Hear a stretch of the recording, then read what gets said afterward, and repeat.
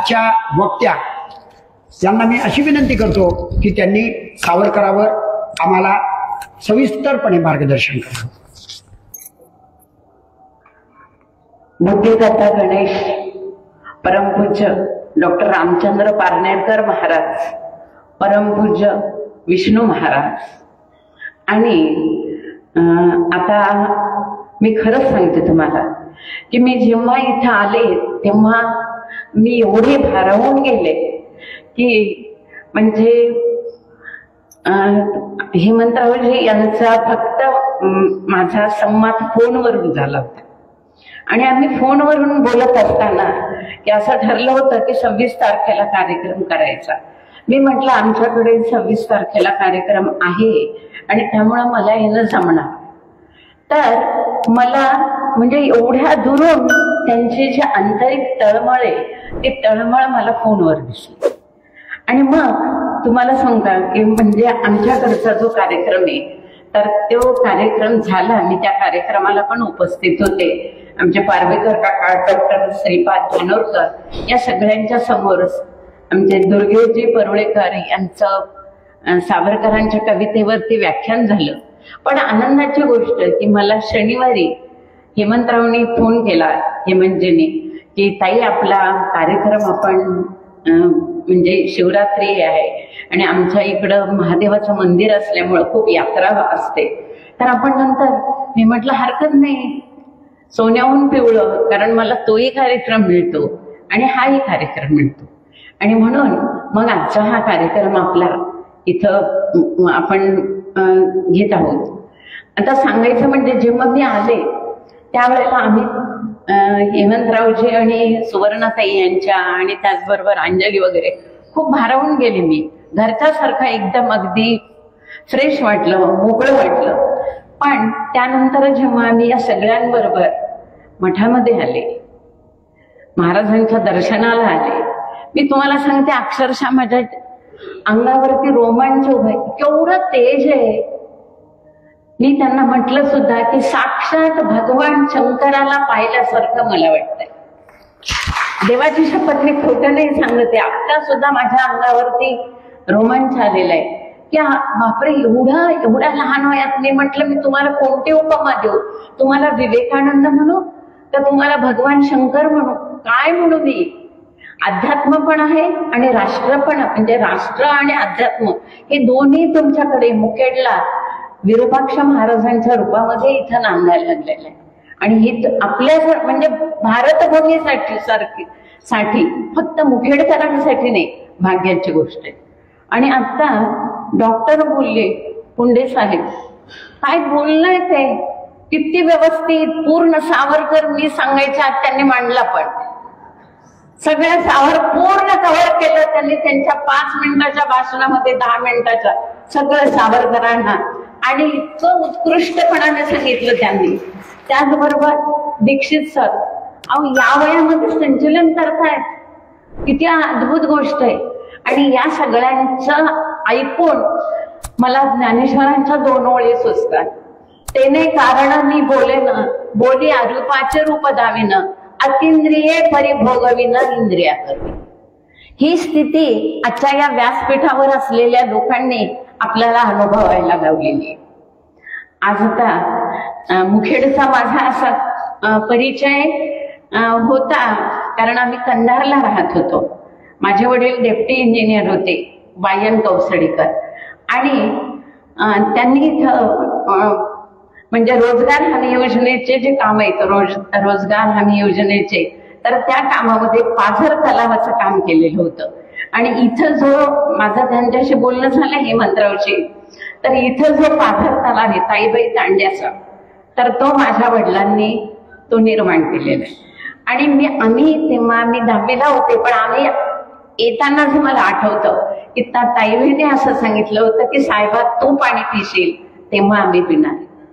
म्हणजे एवढं असू शकतं, त्याची जाणीव मला आत्ता व्हायला लागलेली आहे. आणि इथं आल्यानंतर तर तुमच्या आदरातिथ्याने आणि तुमच्या अगदी अपरंपार अशा प्रेमाने मी खूप भारावून गेले. आता आणखी एक हे सांगायचं की आपण 2 दिवसापूर्वी अनादिनी अनंत मी अवध्य मी भला मारील रिपू जगती असा कवन जन्मला. या गाण्याला छत्रपती संभाजी महाराजांचा पुरस्कार देण्यात आलेला आहे. आशिषजी शेलारने तो पुरस्कार प्रदान केलेला आहे. पण त्यामागची भूमिका, त्यामागची काय भूमिका आहे आपण जर थोडासा विचार केला तर आपण आता छावा हा सिनेमा पाहतोय आणि या सिनेमातून संभाजीराजांचं जेव्हा आपण चरित्र पाहतो त्यावेळेला त्या गाण्याचं आणि संभाजीराजांचं किती जवळचं नातं आहे हे आपल्याला पाहायला मिळतं.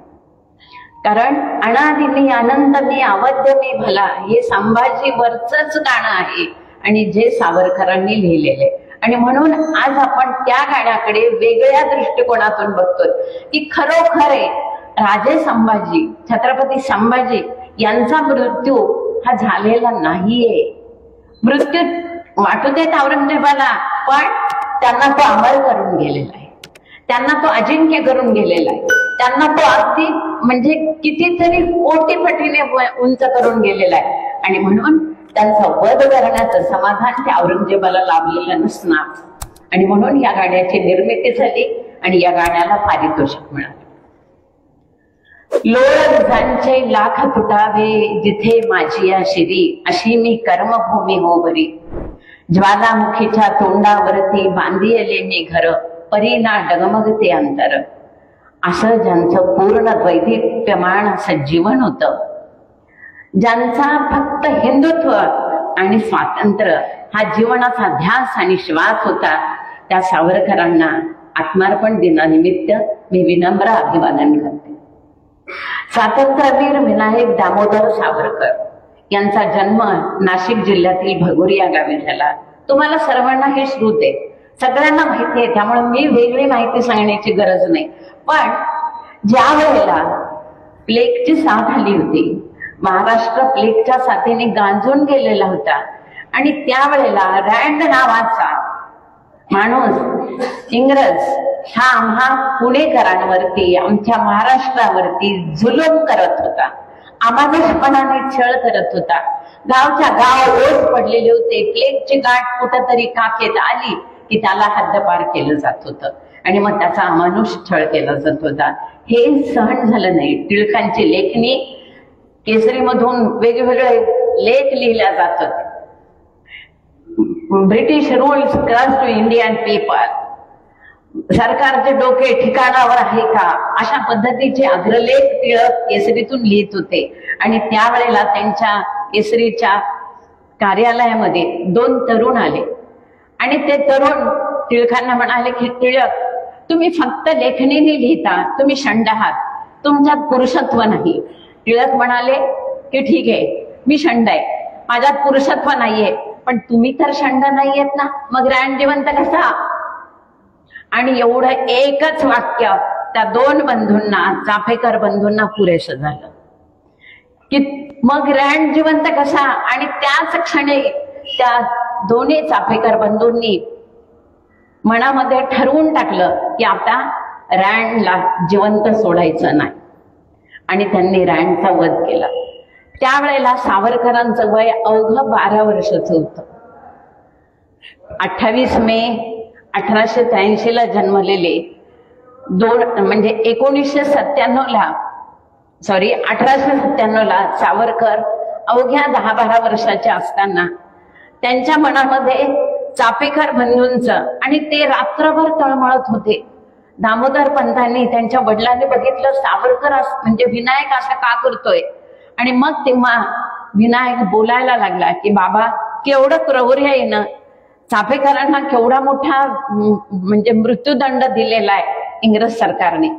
आणि त्यावेळेला त्यांनी आपल्या घरातल्या देवीसमोर, अष्टभुजा देवीसमोर प्रतिज्ञा केली की मी सावरकरांसारखा लढेल, मी चाफेकरांसारखा लढेल, शिवाजीसारखा जिंकेन किंवा चाफेकरांसारखा मृत्यूला जवळ करेल, मारता मारोटतो झुंजेन, पण स्वातंत्र्य मिळेल.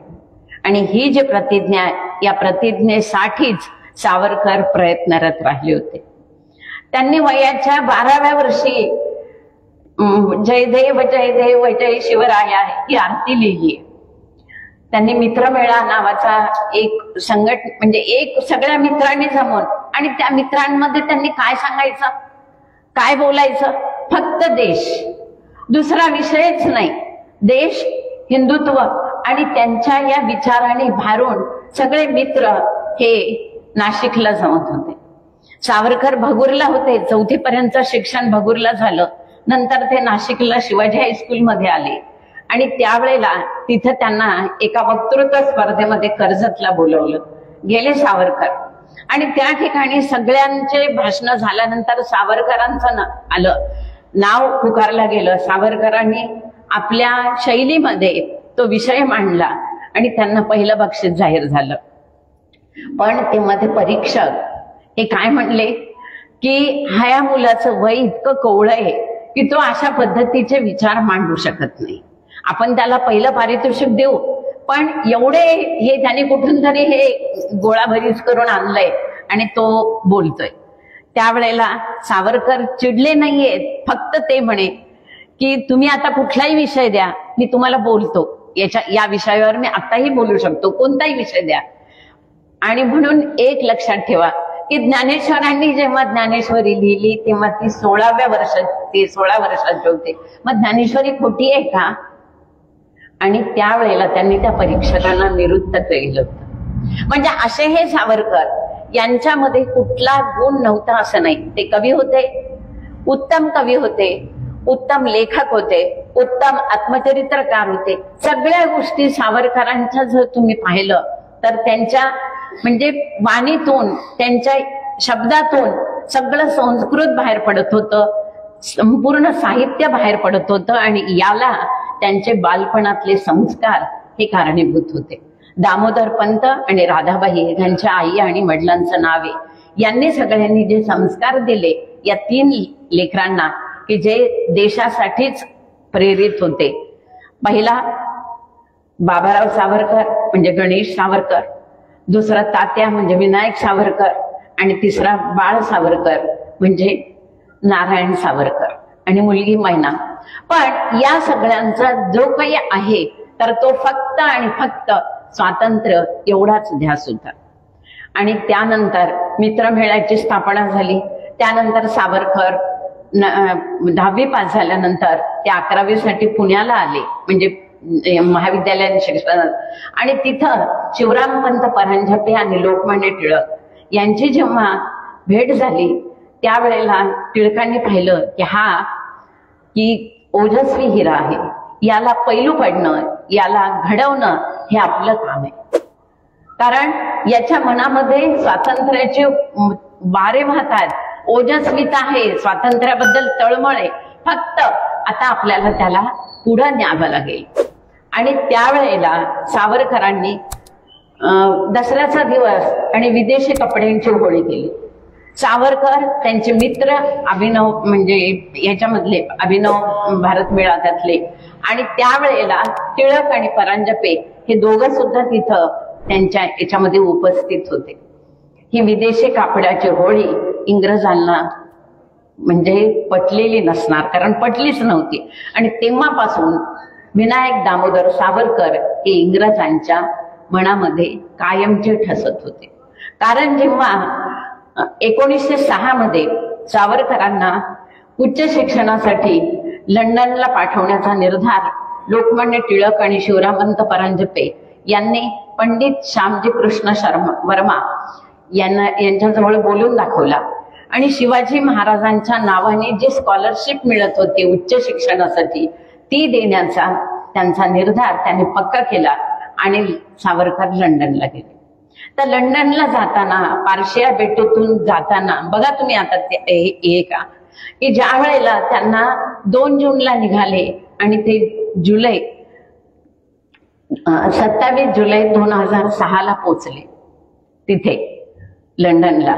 पण त्यामध्ये एक जो प्रसंग आहे तो प्रसंग सांगते की ज्या वेळेला हिंदुत्वाबद्दल आपण बोलतो, हिंदुत्वाबद्दल आपण सांगतो, आम्ही हिंदू एक आहोत हे जेव्हा सांगतो ते कृतीतून सांगायला पाहिजे, फक्त तोंडी नाही. कारण सावरकरांनी तिथं त्या बोटीवर ते दाखवलं.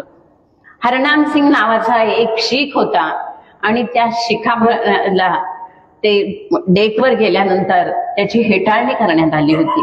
त्याच्या डोक्यावर पगडी होती आणि तो जेव्हा खाली आला तेव्हा तो नाराज झाला होता आणि त्यांनी सरळ पुन्हा भारतामध्ये वापस जाणार असा निर्धार सावरकरांना सांगितला की मी पुढचं शिक्षण बॅरिस्टर होण्यासाठी मी लंडनला जाणार नाहीये, कारण मला परत भारतात जायचंय. मला हे इथलं वातावरण वगैरे हे असं आणि यांची हेटाळणी, मी माझा धर्म सोडू शकत नाही. आणि त्यावेळेला सावरकर म्हणले तू घाबरू नकोस. आणि दुसऱ्या दिवशी सगळ्यांनी डोक्याभोवती जे टॉवेल पंचे जे काही असेल ते सगळे डोक्याभोवती फेटे गुंडाळले पटके बांधल्यासारखे आणि सगळेजण डेकवर गेले.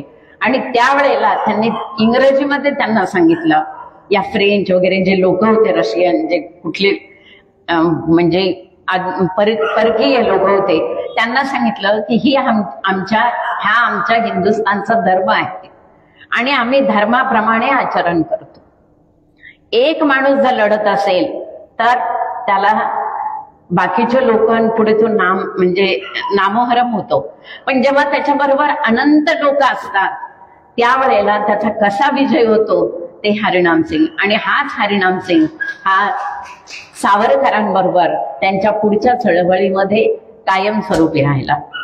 आता आपण सावरकर ज्या वेळेला लंडनला आले, लंडनला येण्यामागचा त्यांचा एकमेव हेतू हा होता की तिथं लंडन हे फक्त इंग्रजांची राजधानी म्हणून नव्हतं, ते जागतिक उलाढालीचं केंद्र होतं.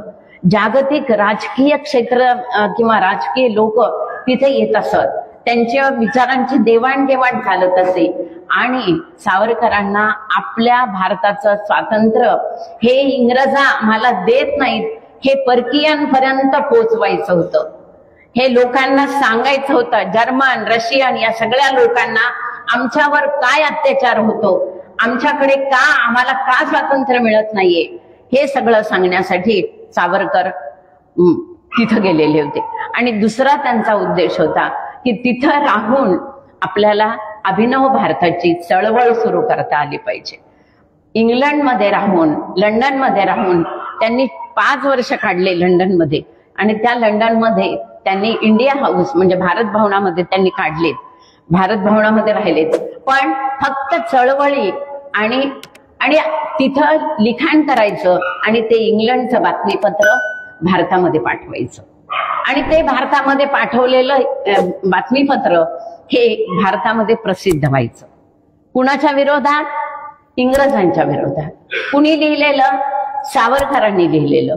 आणि हे सगळं जेव्हा इंग्रजांच्या लक्षात आलं त्याआधीच इंग्रजांनी तिथं कळवताना असं कळवलेलं होतं की भारतामधून पेटता निखारा इंग्लंडमध्ये येत आहे, त्याच्यावर लक्ष ठेवा. कोण होता पेटता निखारा? विनायक दामोदर सावरकर. बाकी कुणाकडे लक्ष द्यायची गरज नाही, फक्त जे काय मुळे ते हेच मुळे. आणि हाच सगळीकडे या स्वातंत्र्याचा वनवा पसरवणारा आहे. आणि अशा पद्धतीनं त्यांनी सावरकरांवरती नजर ठेवली होती. ज्या वेळेला सावरकरांनी अभिनव भारतमध्ये हे सगळे लिहायला सुरुवात केली, बातमीपत्र पाठवायला सुरुवात केली. आणखी एक गंमत म्हणजे त्यांनी तिथं जाऊन जोसेफ मॅझनी या इटलीच्या स्वातंत्र्यवीराचं चरित्र अभ्यासलं आणि त्याचं मराठी भाषांतर केलं आणि ते भारतात पाठवलं. नुसतं भाषांतर नाहीये, नुसता मराठी अनुवाद नाहीये, तर त्याच्यावरची जी प्रस्तावना आहे ती 26 पानाची प्रस्तावना सावरकरांनी लिहिली. आणि त्या प्रस्तावनेमध्ये फक्त इटली हा शब्द काढून भारत टाकला तर भारतामधल्या लोकांचं दुःख सगळ्यांना कळेल. म्हणजे अशा पद्धतीची प्रस्तावना होती. नाव लिहिलं होतं इटली, पण ते सगळं ते इटली काढायचं आणि तिथं भारत टाकायचं. तुमच्या आमच्या मनामधली व्यथा त्या प्रस्तावनेमध्ये मांडली होती. जोसेफ मेसनीचं राजकारण जे आहे तर ते त्यातून मांडलं होतं. आणि आम्हाला स्वातंत्र्य पाहिजे ही मूळ मागणी त्या प्रस्तावनेमध्ये होती. काही दिवस त्या पुस्तकावरती बंदी आली होती, पण नंतर ते पुस्तक पुन्हा नंतर सुरू. म्हणजे अशा पद्धतीने सावरकरांनी फक्त जे लिहिलंय तर ते लिहिलेलं आहे आपल्या देशासाठी, आपल्या फक्त भारत देशासाठी आणि भारत देशाच्या स्वातंत्र्यासाठी.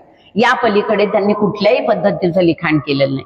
त्यांनी खूप साहित्य लिहिलंय. तुम्हाला सांगायचं तर आश्चर्य वाटेल, 6000 पेज साहित्य त्यांनी रत्नागिरी, अंदमानचा म्हणजे अंदमान मधला अंदमानचा सेल्युलर जेल, रत्नागिरीचं जेल आणि लंडन या ठिकाणाहून त्यांनी जे साहित्य निर्मिती केलेली आहे त्या निर्मितीची पृष्ठसंख्या आहे 6000.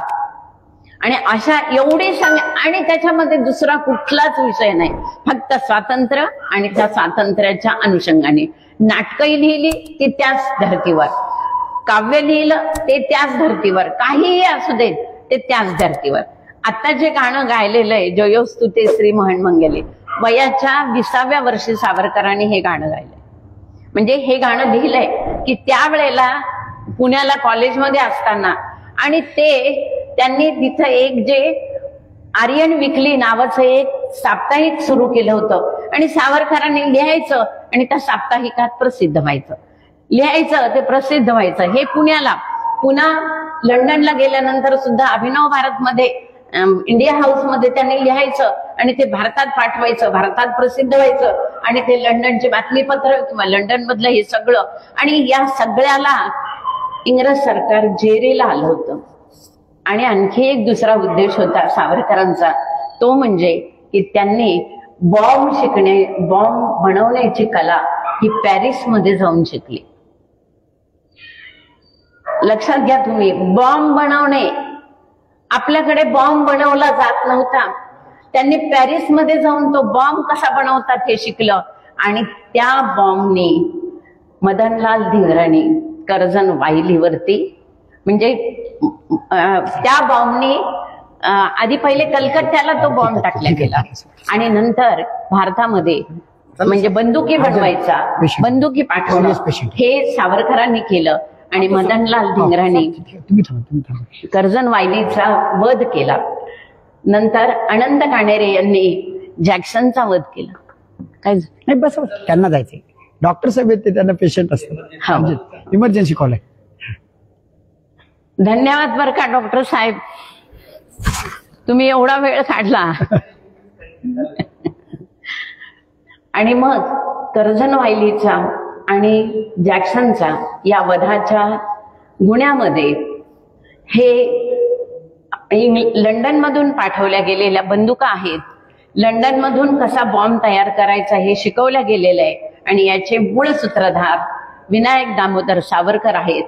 याच टप्प्याखाली सावरकरांना पकडण्यात आलं आणि त्यांना पकडून मग त्यांना म्हणजे वेगवेगळ्या ठिकाणी, खरं तर सावरकर हे म्हणजे वेगवेगळ्या ठिकाणी लपत होते. त्यांना भारतात जायचं होतं, कारण त्यांना ही जी चळवळ आहे ती भारतात निर्माण करायची होती, पुन्हा वाढवायची होती. आणि मग त्यावेळेला त्या ब्रायटनच्या किनाऱ्यावरती त्यांनी जी कविता केली आहे ती कविता म्हणजे ने मजसी ने परत मातृभूमीला सागरा प्राणतळ म्हणाला, की जी आज आपण अमर काव्य म्हणून, की त्यातल्या ओळी बघा, नवी नक्षत्रे बहुत एक परिप्यारा मज भरतभूमीचा तारा, प्रासाद इथे भव्य परी मज भारी आईची झोपडी प्यारी. आणि असे सावरकर ज्या वेळेला अंदमानमध्ये आले त्यावेळेला अंदमान मधला छळ तर तुम्हाला माहित, म्हणजे की आपण वाचताना सुद्धा आपल्याला रडायला येतं, रडू येतं की अरे एवढं स्वातंत्र्यासाठी सहन करणं कुणी सहन करू शकतो का, हे मनामध्ये येतं. आणि त्यावेळेला सावरकरांनी तिथं अंदमानमध्ये जो अमानुष छळ चालला होता, कोलू ओढायला लावला, त्याच्यापेक्षा पहिले त्यांची जी भेट आहे ती बारीबाबा समोरची, तर त्यावेळेला सगळेजण की ते अंदमानचं सेल्युलर जेल, तिथं म्हणजे साखळदंड, नंतर मग ह्या अशा हातकड्या वगैरे ह्या सगळ्या, की कुणाला पाहिल्याबरोबर भयावह वाटावं असं. आणि तिथं त्या जेलमध्ये गेल्यानंतर भारी बाबा आला, भारी बाबा आला अशा पद्धतीचा त्या बारी बाबाबद्दलचा. आणि तो बारी बाबा पण तसाच, एवढ्या मोठ्या पिळदार मिशान, शरीर यष्टी मोठी, आणि तो सावरकरांकडे असा अगदी उग्रतेने बघत होता. सावरकरही काही कमी नाहीत, ते पण त्याच्या डोळ्यात डोळा घालून ते बघत होते, कारण त्यांनी चोरी केलेलीच नव्हती. त्यांच्यावर कोणता गुन्हा होता? राष्ट्रद्रोहाचा, देशद्रोहाचा गुन्हा त्यांना हे केलेला होता. आणि त्यावेळेला त्यांनी अंदमानमध्ये या सगळ्यांचा मध्ये मॉर्सिलियसची उडी राहिली आपली, तर ती आता झाली असं समजू आपण आणि पुढे जाऊ. तर मग ज्या वेळेला अंदमानमध्ये त्यांचा छळ केला जात होता, अंदमानमध्ये सगळ्यात मोठा छळ कोणता असेल तर तो म्हणजे शारीरिक कष्टाची कामं करून घेतल्या जात होती आणि जेवायला काहीच नसायचं. पोळी आणि वरण म्हणजे पातळ असं वरणाचं पाणी. आणि त्यात पुन्हा आणखी एक की त्यावेळेला म्हणजे हात लावला तर अन्न बाटलं, ही जी संकल्पना आहे या संकल्पनेमुळं तिथं त्यांना अन्न भेटत नव्हतं. कारण ते जे हिंदू कैदी होते तर ते अन्न बाटलंय, ते अन्न बाटलंय असं म्हणून ते अन्न मिळायचं नाही. मग सावरकरांनी त्यावेळेला आपल्या हिंदू कैद्यांना असं सांगितलं की जेव्हा आता अन्न येतं तेव्हा तुम्ही हात लावा. म्हणजे आपण हात लावल्यानंतर ते जे अन्न आहे तर ते आपण आपल्यामुळं हे झालं ना. म्हणजे हिंदूंनी हात लावला मग ते मुसलमानांसाठी बाटल्या गेलं. आणि हे जेव्हा त्या कैद्यांना कळायला लागलं त्यावेळेला सावरकरांनी म्हणजे की तो एक प्रश्न सुटला. दुसरा एक प्रश्न निर्माण झाला होता की ते जे तिथले मुस्लिम कैदी होते तर ते मोठमोठ्याने बांग द्यायचे. कशासाठी? तर फक्त आमची शक्ती दाखवण्यासाठी. आम्ही शक्तिशाली आहोत, आम्ही एक आहोत, आमच्यामध्ये ताकद आहे हे दाखवण्यासाठी. सावरकरांनी काय केलं, जवळ अंदमानच्या समुद्रामध्ये जे शंख आहेत ते सगळे शंख प्रत्येकाच्या हातात दिले आणि तो शंखध्वनी वाजवायला सांगितला. आणि हे एवढा मोठा शंखाचा आवाज सगळीकडे, त्यांची बांग तिकडं इकडं शंखध्वनी चालू झाला. म्हणजे अशा पद्धतीने कशा पद्धतीचं प्रत्युत्तर द्यायचं हे सावरकरांना चांगलं अवगत होतं आणि त्यामुळे सावरकर हा स्वातंत्र्याचा लढा पुढे टिकवू शकले. त्यानंतर त्यांनी इतके वर्ष मग आता या अंदमानच्या जेलमध्ये काय केलं तर अंदमानच्या जेलमध्ये लिखाण केलेलं आहे. कागदाची म्हणजे भिंतीचा कागद केलाय आणि काट्याची लेखणी केलेली आणि सावरकरांनी इतकं साहित्य लिहिलं आणि ते सगळं साहित्य अंदमानमधलं हे भारतामध्ये पाठवून ते आपण नंतर ते पाहिलेलं आहे. पण ज्या वेळेला तिथं 2-4 अशा पद्धतीचे बंड केलेत, अंदमानमध्ये हक्कासाठी बंड केलेले त्या बारी बाबाच्या विरोधात, तर त्यावेळेला नर्वस झालेले बंदिवान लोक, हिंदू लोक, बंदिवान लोक ते नर्वस झालेले आहेत आणि तेव्हा त्यांच्या मनामध्ये जे आत्महत्येचे विचार यायला लागले. त्यावेळेला सावरकरांनी सांगितलं की अरे आत्महत्या करणं हा भेकडाचा धर्म आहे, आपण भेकड नाहीयेत. एक लक्षात घ्या की आज ज्या अंदमानामध्ये तुम्ही राहता आणि अशा पद्धतीचा छळ भोगलेला आहे, उद्या याच अंदमानामध्ये तुमचे पुतळे निर्माण होतील, पुतळे बसवले जातील आणि त्या पुतळ्यांना बघण्यासाठी अख्खा हिंदुस्थान तिथे येईल. सावरकरांचे शब्द खरे ठरलेले आहेत. आज आपण अंदमानला जातो कशासाठी की एक आमचं तीर्थक्षेत्र आहे. एका मुलीला मी विचारलं, अगं तू कसं काय? नाही सावरकरांना बघायचंय मला. म्हणजे सावरकरांच्या स्मृती अजूनही तिथं जागृत आहेत. अशाच पद्धतीची भावना आम्हा सगळ्यांच्या मनामध्ये आहे. आणि सावरकरांनी आणखी एक की ज्या वेळेला 1942 मध्ये 45 मध्ये निवडणूक झाली, आधी त्यानंतर त्यांना अंदमानातून ज्या वेळेला त्यांची सुटका झाली अंदमानामधनं, ते 2021 मध्ये, सॉरी आम्हाला बोलताना थोडं, 1821 मध्ये ते भारतामध्ये आले.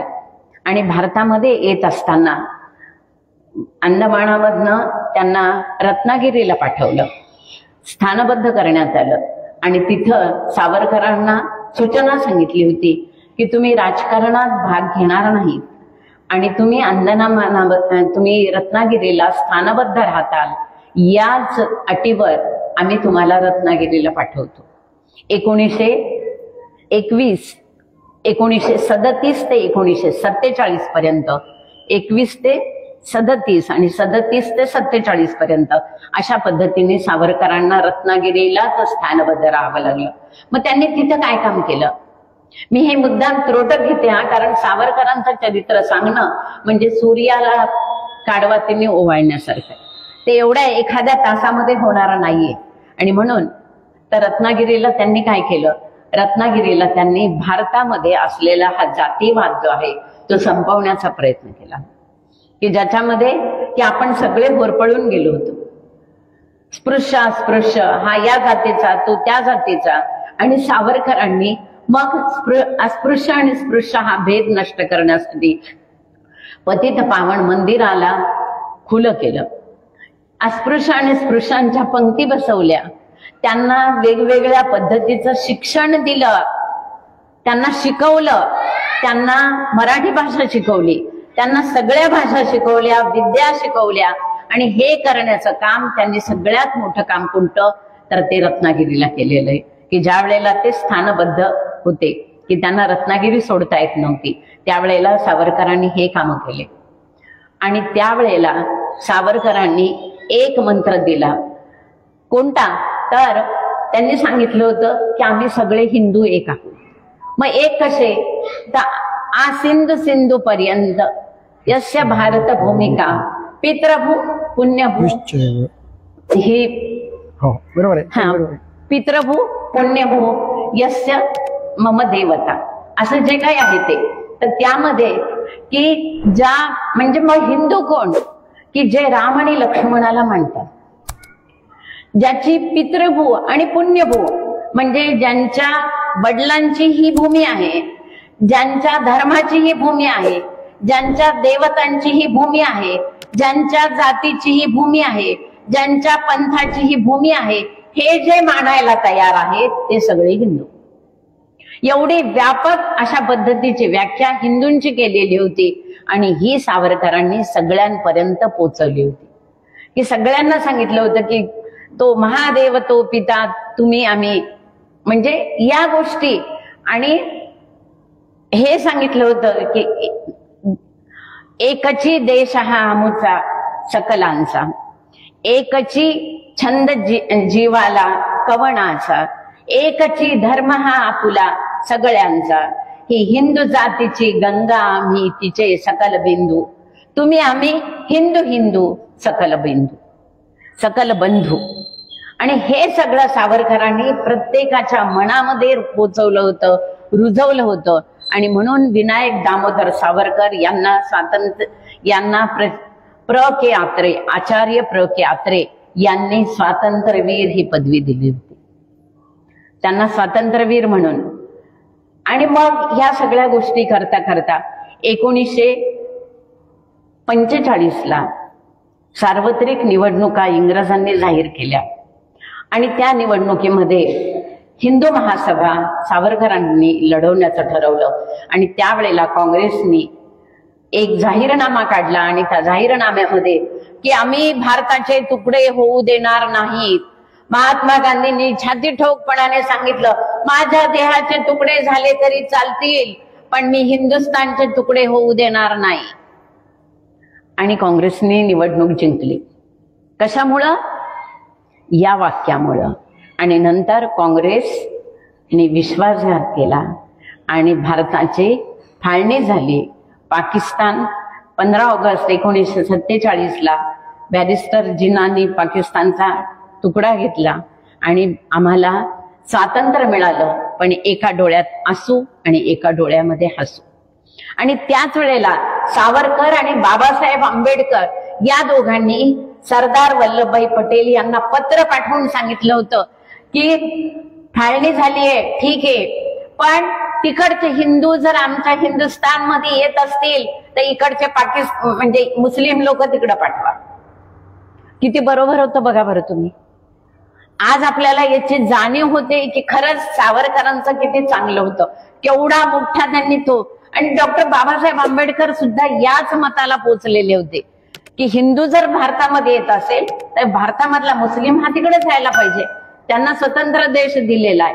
पण नेहरू आणि यांना ते पटलं नाही. त्यांनी जसा आपण एखादा कागद उचलावा आणि कचरा पेटीमध्ये टाकावा तशा पद्धतीचं हे जे म्हणणं आहे सावरकरांचं, डॉक्टर बाबासाहेब आंबेडकरांचं आणि सरदार वल्लभभाई पटेलांचं, यांचं जे म्हणणं होतं ते त्यांनी कचऱ्याच्या टोपलीमध्ये फेकलं. म्हणजे अशा पद्धतीने भारत स्वतंत्र झाला 1947ला आणि 30 जानेवारी 1948ला या भारतामधल्या अशा पद्धतीच्या भूमिकेमुळं नथुराम गोडसेंनी गांधींचा वध केला. आणि त्याचं खापर कुणावर आलं तर स्वातंत्र्यवीर सावरकरांवरती. आणि त्यांना पकडलं गेलं, त्यांच्या घरावर जप्ती आली, त्यांचं घर जप्त केलं गेलं, त्यांच्या पूर्ण कुटुंबाची वाताहत झाली, जेवायला मिळणार नाही अशा पद्धतीचं त्यांचं कुटुंब सैरावैरा फटकत होतं. त्यांच्या भावाचा डॉक्टर नारायण सावरकरांचा दगडाने ठेचून खून केला गेला होता. सगळ्या ब्राह्मणांची घरं जाळले होते, सगळ्यांना. का तर गांधींची हत्या ही ब्राह्मणाने केली अशा पद्धतीचा ठपका होता. सावरकरांचा त्यात कुठल्याही प्रकारचा हात नव्हता, कुठल्याही प्रकारचं. त्यांनी फक्त हे नथुराम त्यांच्या अभिनव भारत या संघटनेमध्ये होता आणि म्हणून त्याचा ठपका सावरकरांवर. नंतर त्यांना निर्दोष मुक्तता झाली. पण त्यावेळेला बॅरिस्टर जिना यांनी भाषण केलेलं आहे कलकत्त्याला आणि त्या कलकत्त्याच्या भाषणामध्ये बॅरिस्टर जिना, पाकिस्तानचा त्यावेळेचा पंतप्रधान, त्यांनी सांगितलं की हंस के लिया पाकिस्तान, छीन के लिए हिंदुस्तान. आम्हाला पाकिस्तान असं मिळालंय हसत हसत, पण आम्ही आता भारत म्हणजे हिंदुस्तान जो आहे तो छीन के लेणार आहे. आणि त्यावेळेला नंतरच्या अधिवेशनामध्ये सावरकरांनी घोषणा दिली, एक धक्का और दो, पाकिस्तान तोड दो. म्हणजे एवढी उग्र भूमिका सावरकर घेत होते. एवढा म्हणजे आज आपण जर बघितलं ना तर आज जर सावरकर असते तर हे त्यांना मान्य राहिलंच नसतं. हे सगळं जे प्रकरण घडायला लागलेले आहेत ना ते अगदी आपण कसे सहन करतो हेच याचं मला आश्चर्य वाटतं. की म्हणजे जर आपला आधीचा जर भारत बघितला तर किती नेटका भारत होता हो. आमचे सगळे गावातले 18 पगड जातीचे लोक एकत्र राहत होते, सगळ्या जाती एकत्र राहत होत्या, गुन्हा गोविंदाने नांदत होत्या. वाघ आला तर सगळे त्या वाघाला परतवून लावायला म्हणजे एकत्र येत होते. पण आज आमच्याकडचा आमचा भारत हा असा झालाय. आणि म्हणून सावरकरांनी त्यावेळेला सांगितलं होतं की आपण शस्त्रकरण म्हणजे सैनिकीकरणावरती भर दिला पाहिजे.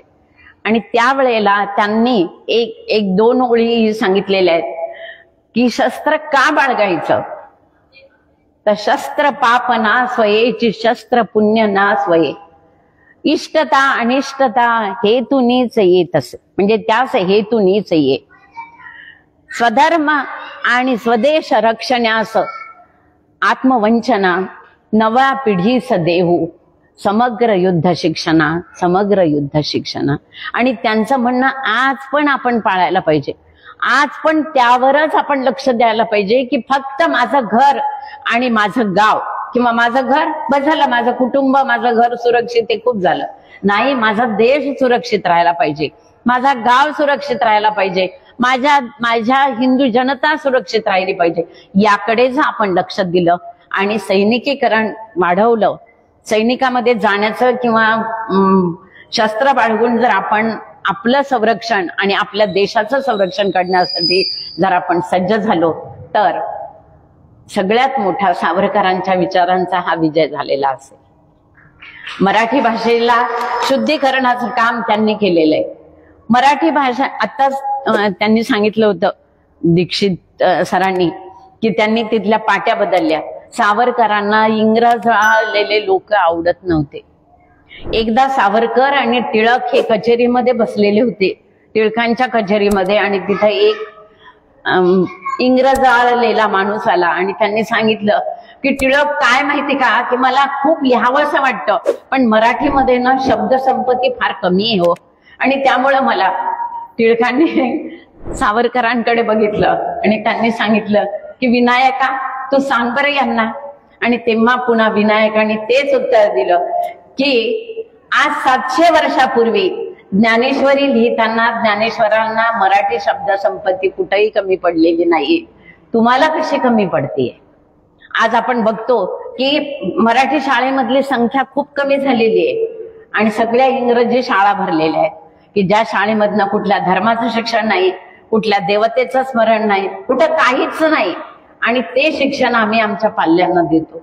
या सगळ्या गोष्टी सावरकरांना अमान्य आहेत आणि म्हणून आज आपण असाच निर्धार केला की आपण मराठीचा पुरस्कार करणार आणि आपण या शस्त्र बाळगणे किंवा आमच्या घराचं, माझ्या घरातल्या किंवा माझ्या समाजाचं, माझ्या गावाचं, माझ्या देशाचं रक्षण करण्यासाठी मी प्रतिज्ञा करतो. हे जर आपण ठरवलं तर आज खऱ्या अर्थाने आदरांजली वाहिल्या जाईल. तुम्हा सर्वांच्या ऋणामध्ये मी राहू इच्छिते. कारण एक फक्त म्हणजे सांगायचं तर ज्ञानेश्वरांच्या शब्दामध्ये चंद्रकांता द्रवता किरो होय, परी ती हातवटी चंद्राची आहे, वक्ता वक्ताचे नव्हे श्रुती या म्हणा.